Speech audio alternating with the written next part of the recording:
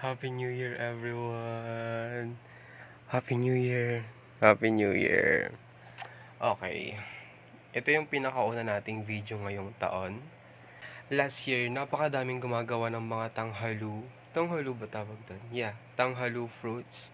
As in, nagkalat talaga sila sa social media. Napakadaming gumagawa at nagtatry neto. So, why not? Itry din natin siya ngayon. I think perfect time siya to do it kasi madami kaming leftover na fruits ngayon sa ref. So, gawin natin. But before that, how's your medianoche, guys?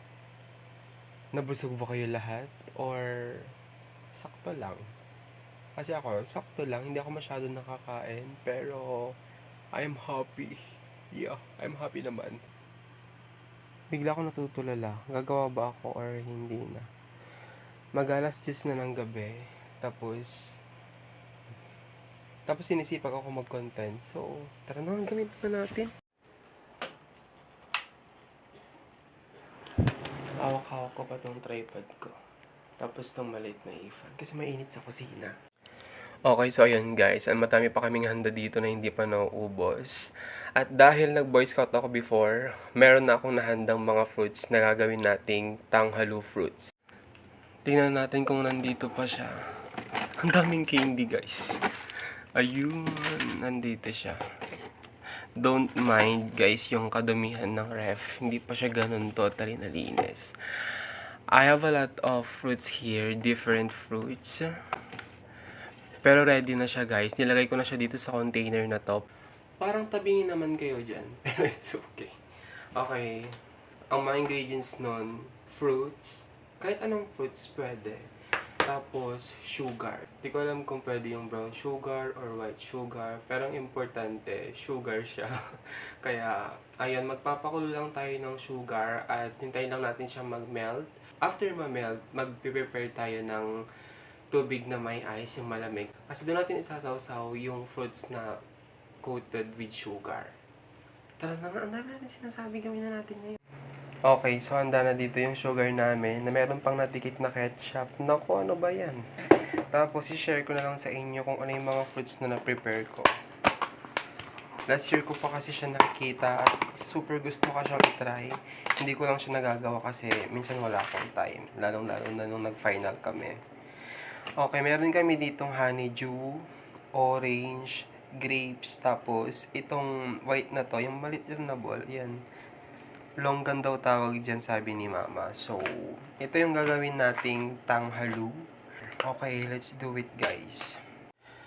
Yung ginagamit nila kapag gumagawa sila ng tanghalu fruits is yung steak ng barbecue. Dahil wala kaming steak ng barbecue dahil naubos nung nag-New Year's Eve, itong toothpick ang gagamitin natin for tonight. Sa paggawa natin ng tanghalu fruits, let's go! Siyempre, ayusin na natin itong lutuan natin. Kailangan pala natin ng maliit na lutuan kasi doon natin imemelt yung sugar. Todo, meron na dito guys. Dito natin imemelt yung sugar. Hindi ko alam kung madaming sugar or maliit, pero let's see.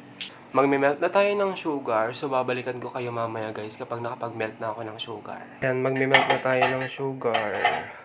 Hindi pa natin siya ma-place ng maayos. Taon ko na itong lutuan, so kukunin natin itong sugar. Hintayin lang natin mag-fade yung mga tubig na nandyan sa loob kasi kakahugas lang yan kanina. At andito na yung sugar natin. Okay na ba yan? Sige, maglagay na tayo ng sugar. Meron akong kutsara dito at naamoy ko na yung katamisan niya. At look at that guys. Nagme-melt na siya. Kita nyo ba? Zoom ko. Ayan, nagme-melt na siya. Hindi ko alam kung okay na yung sugar or dadagdagan ko pa siya. Pero let's see. Okay, so nakapag-melt na ako ng sugar. Next step ay kukuha tayo ng ice. Madami kaming ice dito, so let me know guys kung gusto nyo bumili. Joke lang.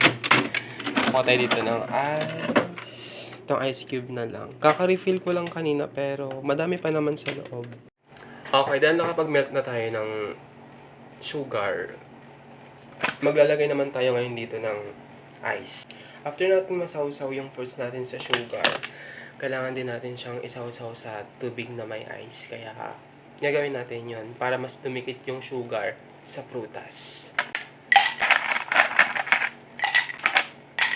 Okay ng ice na yan, so lalagyan ko na lang siya ng tubig. Okay, so tada. Meron na tayong tubig dito. Next step is, ibalik muna natin to para walang pakalat-kalat dito sa lamesa. Okay, so andito na yung na-melt kong sugar. Ita-transfer ko na siya dito sa maliit na lalagyan. Andito na yung sugar natin. Iko-coat na natin itong grapes. Ay shit, tumitigas ka agad. Saka natin siya ibababa dito sa malamig na tubig. Ay, tubigas nga siya. Gawin ko lang to. Share ko sa inyo mamaya. Okay, so tapos na akong gumawa. Ito yung nagawa ko. Hindi siya nakaka-proud. Dito lang ako proud. Saan na yun? Ito lang yung na-perfect ko, guys. Itong grapes. Ang ganda ng pagka-coat niya. But the rest? Look at them. Hindi siya perfect. Ewan ko. Itong honeydew, hindi din siya ganun ka-perfect. Pati itong orange, hindi din siya ganun ka-perfect. At itong longgan, hindi din siya ganun ka-perfect. So, ang una natin kakainin ay itong grapes na perfect yung pagka-coat. Ayan. I'm proud of this. Okay, so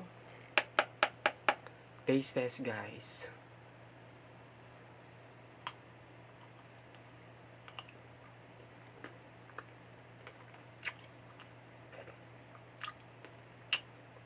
Tanggal pa ata yung bracket ko. Wait lang. Medyo matigas siya. So far, sarap naman. Pero meron lang, medyo may pagkapait yung sugar. Baka kasi na-overcook ko siya. Try natin tong longgan na medyo may nadikit na sugar.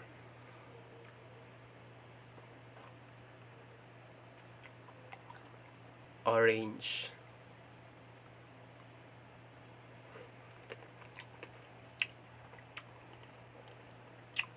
Try na din.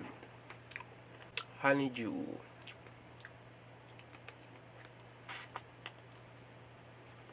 Hindi ko yan. Nako, mas na-enjoy ko pa to. Tanghalulu failed. But anyway, Happy New Year again, guys. And I see you on my next one. Bye!